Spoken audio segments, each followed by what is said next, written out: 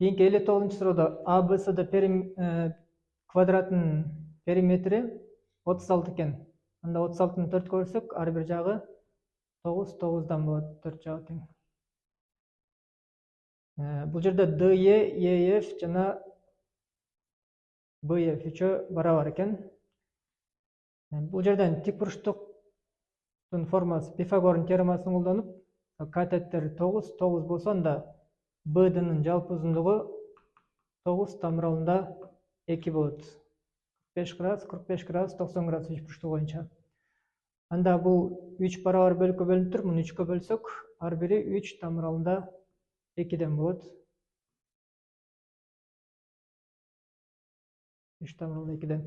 Демек, бизден сурап атат A, E, S, F.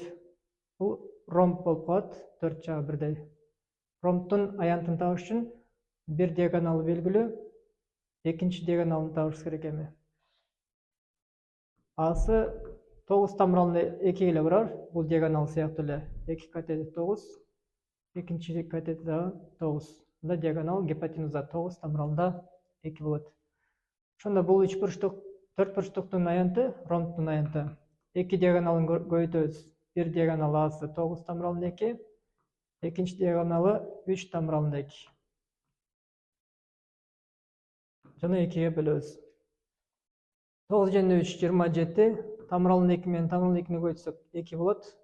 2ге бөлсөк 2лер кысарып кетет да, аянты 27 чыгат. Туура жообу Г вариантында берилген.